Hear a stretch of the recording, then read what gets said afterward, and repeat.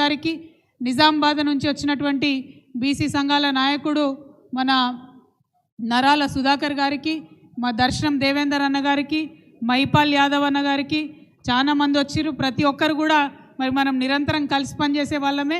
మీ అందరికీ కూడా బాన్స్వాడ మోచి గణేష్ గారికి అందరికీ పేరు పేరున హృదయపూర్వకంగా నమస్కారాలు తెలియజేస్తూ ఉన్నాను. మ్యాక్సిమం మంది మాట్లాడేటటువంటి అవకాశం ఇద్దాము, ప్రయత్నం చేద్దాం. అయితే ఇవాళ ఇక్కడ విషయం ఏంటిది అంటే, తెలంగాణ రాష్ట్రం సాధించుకునే ముందే మనం అనుకున్నాం, మన రాష్ట్రం వస్తే సబ్బండ వర్ణాలు చల్లగుంటాయి, అందరికీ కూడా వృత్తి పనులు చేసుకునే వాళ్ళకైనా ఇంకే పనులు చేసుకునే వాళ్ళకైనా ప్రతి ఒక్కరికి కూడా అండగా ఉండేటట్టు రాష్ట్రం ఏర్పడిన తర్వాత సౌలత్ అవుతుందని చెప్పి మనం అనుకోవడం జరిగింది. మరి మా గంగపుత్ర నాయకులు ఉన్నారు, వారందరికి కూడా హృదయపూర్వకంగా నమస్కారాలు తెలియజేస్తూ ఉన్నా. అట్లానే మరి అనుకున్నట్టుగానే మరి తెలంగాణ రాష్ట్రం ఏర్పడితే మొదటి 10 సంవత్సరాలలో మొత్తం రాష్ట్రంలో సంక్షేమ బడ్జెటు 2,86,000 కోట్ల రూపాయలు ఉంటే దాంట్లో 70% వరకు కూడా మన బీసీలకే చెందిందంటే అది మామూలు విషయం కాదు. అంటే దాదాపుగా 1,55,000 కోట్ల పైచీలకు కూడా బీసీ సోదరి మనులందరికీ కూడా అన్ని రూపాలలో తెలంగాణ రాష్ట్రం ఏర్పడ్డ 10 సంవత్సరాల్లో మనం ఇచ్చుకోవడం జరిగింది. అట్లానే ఆనాడు ఎగతాళి చేసిండ్రు మనం కుల వృత్తుల్ని బలోపేతం చేస్తుంటే, కానీ పోయిన సంవత్సర కాలంగా చూస్తున్నాం కుల వృత్తుల పరిస్థితి ఎట్లయిందన్నటువంటి విషయం ఇవాళ అర్థమవుతున్నటువంటి పరిస్థితి ఉన్నది. మరి అట్లానే నాయకత్వం, బీసీ నాయకత్వం బలపడాలంటే తెలంగాణ రాష్ట్రం ఏర్పడ్డ తర్వాత 5 మంది రాజ్యసభ సభ్యులను బీసీలను మనం ఢిల్లీకి పంపించుకోవడం జరిగింది. 8 మంది ఎమ్మెల్సీలను ఇచ్చుకోవడం జరిగింది. కార్పొరేషన్ చైర్మన్లు 58 మంది కార్పొరేషన్ చైర్మన్లను బీసీ నాయకులకు ఇచ్చుకున్నాం. ఉమ్మడి ఆంధ్రప్రదేశ్లో ఎన్నడూ కూడా అటువంటి పరిస్థితి లేకుండే. తెలంగాణ ప్రత్యేక రాష్ట్రం ఏర్పడ్డ తర్వాత ఒక పక్క రాజకీయంగా ప్రాధాన్యత, ఇంకొక పక్క కుల వృత్తులను బలోపేతం చేయడం, ఇంకొక పక్క సంక్షేమంలో, వ్యవసాయంలో అన్నిట్లో బీసీలకు పెద్దపీట వేసి వారి చేతుకు డబ్బు అందేటట్టుగా మనం ప్రయత్నం చేయడం జరిగింది. ఇవన్నీ ఒక ఎత్తు అయితే, మన దేశంలోనే ఉస్మానియా యూనివర్సిటీ అంటే పెట్టింది పేరు, ఉద్యమాలకు పేరు. అంబేద్కర్ గారికి కూడా ఇక్కడ మనం డాక్టరేట్ ఇచ్చినాం. అటువంటి ఉస్మానియా యూనివర్సిటీకి తెలంగాణ రాష్ట్రం వచ్చేంత వరకు కూడా ఎప్పుడు కూడా ఒక బీసీ బిడ్డకు వైస్ ఛాన్సలర్ అవకాశం ఇవ్వలే. కానీ తెలంగాణ రాష్ట్రం వచ్చిన తర్వాత పెద్దలు కేసీఆర్ గారి ఆధ్వర్యంలో రవీందర్ యాదవ్ గారికి మొట్టమొదటి ఉస్మానియా వైస్ ఛాన్సలర్ ఒక బీసీ బిడ్డను చేసుకున్నాం. అట్లనే మరి అడ్వకేట్ జనరల్గా ఎవరు ముఖ్యమంత్రి అయినా కూడా అడ్వకేట్ జనరల్ అంటే వాళ్ళ కులమోలనో ఇంటి మనిషినో పెట్టుకుంటారు తప్పితే వేరే వాళ్ళకి ఇవ్వరు. కానీ కేసీఆర్ గారు తెలంగాణ రాష్ట్రం వచ్చిన తర్వాత బీసీలంటే మా ఇంటి బిడ్డలే అని చెప్పి భావించి మరి ప్రసాద్ గారిని అడ్వకేట్ జనరల్గా ఆనాడు ఒక బీసీ బిడ్డను మొదటిసారి తెలుగు రాష్ట్రాల చరిత్రలో ఇవ్వడం జరిగింది. అట్లానే ఒక అడుగు ముందుకేసి ఇంటెలిజెన్స్ ఆఫీసర్ ఉంటాడు డీజీ, ఆ డీజీని కూడా వేరే వాళ్ళకి ఇయ్యరు. కానీ ఒక దళిత బిడ్డకు డీజీపీ ఇంటెలిజెన్స్గా ఇచ్చినటువంటి నాయకుడు కేసీఆర్ గారు. అంటే తెలంగాణ రాష్ట్రం ఏర్పాటైనాక సబ్బండ వర్ణాలను కలుపుకొని ముందుకు తీసుకుపోవడం అంటే అన్నిట్లో కూడా ప్రాధాన్యత ఇచ్చుకుంటూ మనం ముందుకు పోవడం జరిగింది. ఆ ఒరవడి కొనసాగాలని చెప్పి మనం కొట్లాడుతున్నాం. కేసీఆర్ గారు అధికారంలో ఉన్నప్పుడు మరి ఆనాడు పరిస్థితి ఎట్లా ఉండే అంటే, మనకు కోర్టులో 50% దాటరాదు రిజర్వేషన్ అన్నటువంటి పరిస్థితి ఉండే. కొత్త రాష్ట్రం ఏర్పడంగానే మన ముందు ఒక చాయిస్ ఉండే, వెంటనే మనము ఎన్నికలు పెట్టాలి, లోకల్ బాడీస్కి సంవత్సరం లోపల ఎన్నికలు పెట్టాలంటే ఒక పక్క కాంగ్రెస్ నాయకులు కోర్టుకు పోయి తప్పకుండా ఇమీడియట్గా ఎన్నికలు పెట్టాల్సిందే అని ఆర్డర్ పట్టుకొచ్చిర్రు. అంతకుముందు ఉమ్మడి ఆంధ్రప్రదేశ్లో ఏం చేసిండ్రు, మేము ఇట్లనే కంటిన్యూ చేస్తాం, 50% లోపలనే ఉండాలి అంటే బీసీలకు 27% రిజర్వేషన్ లోకల్ బాడీస్లో అని ఉమ్మడి ఆంధ్రప్రదేశ్లో ఒక ఆర్డర్ ఉన్నది. దాంట్లో ఏం చేయలేని పరిస్థితి ఉండే. ఆనాడు కేసీఆర్ గారు ముంగట 2 ఆప్షన్స్ ఉండే. అయితే బీసీలకు రిజర్వేషన్ ఇవ్వకుండా లోకల్ బాడీస్ కోవాలి, లేకపోతే 27% రిజర్వేషన్ ఇవ్వాలి. దాంతో 34% బీసీలకు రిజర్వేషన్ ఇవ్వాలని నిర్ణయం తీసుకొని ఆనాడు కేసీఆర్ గారు ముందుకు పోవడం జరిగింది. ఆ తర్వాత ఏం జరిగింది? ఇప్పుడు ప్రభుత్వంలో కేంద్రంలో అధికారంలో ఉన్న Bharatiya Janata party EWS reservation అని పెట్టింది. అంటే అగ్రవర్ణాల్లో ఉన్నటువంటి పేదవారి కోసం 10% రిజర్వేషన్ అని భారతీయ జనతా పార్టీ పెట్టింది. పెట్టినప్పుడు వాళ్ళు ఏం చేసిండ్రు? మరి మొత్తం కోర్టుకు సుప్రీంకోర్టులో కూడా ఎవరు కేసు వేసే ఆస్కారం లేకుండా రాజ్యాంగాన్ని సవరించి అన్ని రాష్ట్రాలలో 50% పైచిలకు ఉన్నా కూడా ఇబ్బంది లేదు, ఈడబ్ల్యూఎస్ రిజర్వేషన్ ఇవ్వాలి అని వాళ్ళు రాజ్యాంగంలో మార్పు తీసుకొని వచ్చినారు. దాంతో ఇప్పుడు ఏం జరిగింది? మన భారతదేశంలో ఉన్న 9 రాష్ట్రాలలో 50% పైచిలకు ఆల్రెడీ మనం రిజర్వేషన్ ఇచ్చుకుంటున్నాం. ఇవాళటి రోజు మన తెలంగాణ రాష్ట్రంలో కూడా 54% మనం రిజర్వేషన్ ఇచ్చుకుంటున్నటువంటి పరిస్థితి ఉన్నది. అంటే ఎప్పుడైతే ఈ అవకాశం వచ్చిందో ఆనాటి నుండే మరి మనం తెలంగాణ జాగృతి నుండి, బీఆర్ఎస్ నుండి, యునైటెడ్ పూలే ఫ్రంట్ నుండి ఒక ఉద్యమం తీసుకొని ముందుకు పోయినాం. ఏమని? ఇగో కామారెడ్డి పట్టణంలో మరి కాంగ్రెస్ పార్టీ వాళ్ళు వచ్చి మేము మీకు 42% రిజర్వేషన్ ఇస్తామని చెప్పిండ్రు. ఇప్పుడు ఈడబ్ల్యూఎస్ రిజర్వేషన్ పేరుతోని కేంద్రం 50% కోటాను బద్దలు కొట్టింది. కాబట్టి మీరు చెప్పింది చెప్పినట్టుగా కామారెడ్డి డిక్లరేషన్ అమలు చేయండి అని చెప్పి రాష్ట్ర ప్రభుత్వం మీద ఒత్తిడి తీసుకొని మనం గత సంవత్సరంన్నర కాలంగా కూడా ఉద్యమ బాటలో ముందున్నాం. ఆ విషయం మీ అందరికీ తెలుసు. నాకు తెలిసి ఇది 28వ 29వ సభ మనం బీసీల కోసం పెట్టేటటువంటిది. 1 కాదు 2 కాదు, అన్ని జిల్లాలు చుట్టినాం, అన్ని యూనివర్సిటీలలో సభలు పెట్టుకుంటున్నాం. అందరినీ కూడా మేల్కొల్పుతూ అన్ని ప్రాంతాల్లో ఉన్నటువంటి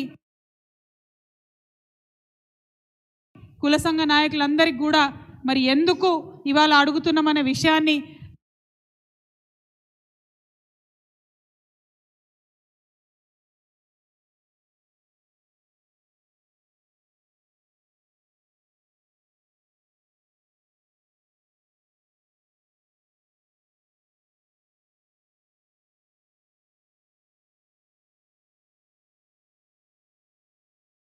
మనందరం కూడా అనుమానపడ్డాం.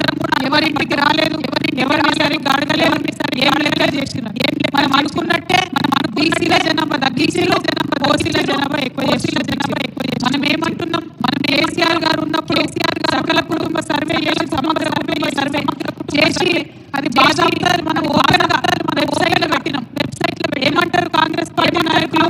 మీరు వెబ్సైట్లో పెట్టినారు, అసెంబ్లీలో పెట్టలే, వెబ్సైట్లో పెట్టినా అసెంబ్లీలో పెట్టినా మరి ప్రభుత్వాల నుంచి పెట్టిన ఖర్చు ప్రభుత్వ ఆఫీసర్లు చేసిన లెక్క అదేమో తప్పు లెక్క అంటున్నాం. పోనీ సరే, కేసీఆర్ గారు 52% బీసీలు ఉన్నారంటే అది తప్పు లెక్క అంటున్నారు. మరి మీరు చేసిన కరెక్ట్ లెక్కలే ఇప్పుడు చెప్పండి. ఇప్పుడు మీరు అసెంబ్లీలో పెట్టండి, అసెంబ్లీలో గ్రామాన తీసుకున్నటువంటి లెక్కలు ఏ ఊరికన్నా పోయి ఈ ఊర్లకు ఇంతమంది కుటుంబాలు ఉన్నారు, ఇంతమంది బెస్తోళ్ళు ఉన్నారు, ఎంతమంది మరి గొల్లలు ఉన్నారు, ఇంతమంది అందరూ ఉన్నారు, రజకులు ఉన్నారు, ఇంతమంది నాయ బ్రాహ్మణులు ఉన్నారు, కులాల వారీగా అంటే కులాల వారీగా చెప్పారు కదా. దూత పానిక పని అయిపోతుంది, అది చేయరంట. ఏమంటారు? కేసీఆర్ లెక్క తప్పు అంటే సరే కేసీఆర్ లెక్క తప్పు, నువ్వు చెప్పు లెక్క. నువ్వు మీరు అసెంబ్లీలో పెట్టండి, అసెంబ్లీలో కూడా ఎన్నిసార్లు అడిగినా డెడికేటెడ్ కమిషన్ రిపోర్ట్ అసెంబ్లీలో పెడతలే, కులగణన చేసిన వివరాలు కూడా అసెంబ్లీలో పెడతలే. ఇటువంటి పరిస్థితులలో మరి మనం ఏం చేద్దాము? మనం ఆలోచించుకోవడానికి రౌండ్ టేబుల్ పెట్టుకున్నాం. ఏదైతే కామారెడ్డిలో డిక్లరేషన్ చేసిండ్రో సిద్ధిరామయ్య గారని పక్కరాష్ట్ర ముఖ్యమంత్రి ఉంటారు, ఆయనను తీసుకొచ్చి ఏదైతే డిక్లరేషన్ చేసిండ్రో మరి ఆ డిక్లరేషన్ అమలు చేయమని మేము డిమాండ్ చేస్తూ ఉన్నాం.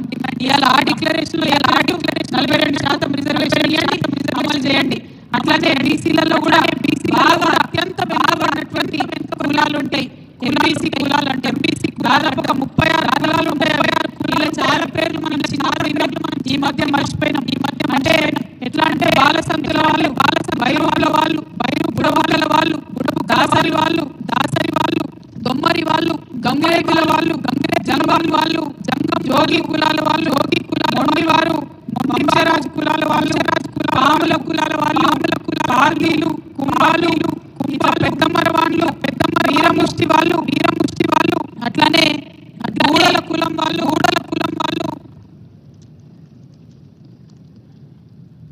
మన కంజార కులం వాళ్ళు, మండి పట్ట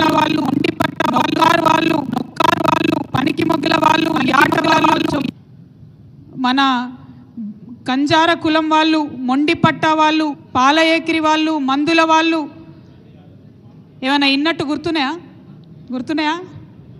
జోసి నందిన వాళ్ళు, కూనపులి వాళ్ళు, శిక్షగారు వాళ్ళు, బుక్కయ్య వాళ్ళు, గోత్రాల వాళ్ళు, కషికపాడి వాళ్ళు, సిద్ధుల వాళ్ళు, అట్లానే కేసీఆర్ గారు ఈ లిస్టులోకి చేర్చి మోస్ట్ బ్యాక్వర్డ్ కమ్యూనిటీస్ లిస్ట్ అని చేసిర్రు. ఈ మోస్ట్ బ్యాక్వర్డ్ కమ్యూనిటీస్కి ఇదే కామారెడ్డిలో మరొక సపరేట్ మంత్రిని పెడతామని చెప్పి ఈ కాంగ్రెస్ నాయకులు చెప్పినారు. మరి ఆ మంత్రికి సంబంధించి ఇంతవరకు కూడా వాళ్ళు మాట్లాడతలేనటువంటి పరిస్థితి ఉంది. మరి ఇటువంటి చిన్న చిన్న కులాల వాళ్ళకు కూడా మనం వాయిస్ ఇవ్వాలి. ఇగో ఇదే కామారెడ్డిలో పాముల వాళ్ళని ఉంటారు, వాళ్ళను మనం తీసుకుపోయి ఖమ్మంలో, హైదరాబాదులో పెద్ద పెద్ద మహాసభలు అయితే అక్కడ మాట్లాడించినాం. ఎందుకోసం చెప్తున్నామంటే మనం తెలంగాణ ఉద్యమం చేసిందే బడుగు బలహీన బహుజనులందరూ కూడా బాగుండాలని చేసినాం. ఇవాళ ఆనాడు తెలంగాణ సాధించుకున్నాం, మంచిగా ముందుకు పోయినాం అభివృద్ధిలో. ఇవాళ సామాజిక తెలంగాణను కూడా చాలా బలిష్టంగా గట్టిగా చేసుకోవాల్సినటువంటి అవసరం ఉంది. కాబట్టి ఈ రాజకీయంగా, విద్యాపరంగా, ఉద్యోగపరంగా రిజర్వేషన్లు రావాలని చెప్పి మనం డిమాండ్ చేస్తూ ఉన్నాం. మొదలు వాళ్ళు కామారెడ్డి డిక్లరేషన్లో ఓన్లీ రాజకీయంగా రిజర్వేషన్లు ఇస్తామని చెప్పారు 42%. కానీ ఎప్పుడైతే మనందరం ఉద్యమం చేసుకుంటూ ముందుకు పోయినామో మనం 3 బిల్లులు పెట్టాలని అడిగినాం. రాజకీయాల్లో ఇవ్వండి, విద్యలో ఇవ్వండి, ఉద్యోగాలలో ఇవ్వండి అని అడిగినాం. మనం పెట్టిన ఒత్తిడికి తలొగ్గి 2 బిల్లులు అసెంబ్లీలో పెట్టిండ్రు. ఒకటి రాజకీయంగా, ఇంకోటి విద్యా ఉద్యోగాలకు కలిపి పెట్టిర్రు. దానివల్ల లాభం ఏమవుతుందంటే ఇక్కడికి వచ్చిన మీరందరూ కూడా నాయకులే, మీరందరు చెప్తే వేల మంది మీ కులాలలో వినేవాళ్ళు ఉంటారు. కాబట్టి మీరు ఖచ్చితంగా వాళ్ళకి చెప్పాలి. ఇట్లా విడివిడిగా బిల్లులు పెట్టడంతో ఎవరన్నా కోర్టుకు పోతే విద్యా ఉద్యోగాలల్లో ఇబ్బంది లేకుండా ముందుకెళ్ళే అవకాశం ఉంటుంది, రాజకీయంగా ముందుకెళ్ళే అవకాశం ఉంటుంది. అందుకని డిమాండ్ చేసినాం. మన ఒత్తిడికి తల ఒగ్గి ప్రభుత్వం ఆ బిల్లులను పెట్టడం జరిగింది. ఇవాళ ఈ కామారెడ్డి మహాసభలో మేము రౌండ్ టేబుల్ కాన్ఫరెన్స్లో మేము డిమాండ్ చేసేది ఒకటి మీరు చేసినటువంటి జనాభా లెక్కలను గ్రామ పంచాయతీల వారీగా అతికించండి. 2 మీరు చేసినామని చెప్తున్నటువంటి జనాభా లెక్కలను అసెంబ్లీలో పెట్టండి. 3 డెడికేటెడ్ కమిషన్ ఏదైతే రిపోర్ట్ ఇచ్చిండ్రో దాన్ని మీరు ఏర్పాటు మాకు పబ్లిక్లో పెట్టండి, దాన్ని బయటికి ఇవ్వండి. ఆ రిపోర్ట్ ఏం చెప్పిందో చెప్పండి. 4 మీరు బిల్లు పెట్టిండ్రు 42%, మేమందరం కూడా మద్దతు ఇచ్చినాం, అందుకే ఇవాళ బిల్లు పాస్ అయింది. మరి ఆ పాస్ అయిన బిల్లు గవర్నర్ దగ్గర ఉన్నదా, రాష్ట్రపతి దగ్గరికి పోయిందా, ఏం జరుగుతుంది, ఆ బిల్లు ఎక్కడుంది? బీజేపీ, కాంగ్రెస్ పార్టీ ఇద్దరు కలిసి తెలంగాణ బీసీలకు జవాబు ఇవ్వాల్సినటువంటి అవసరం ఉన్నది. ఇక్కడ బీజేపీకి సంబంధించినటువంటి శాసనసభ్యులు ఉన్నారు, గౌరవనీయులు వెంకట్రామరెడ్డి గారు.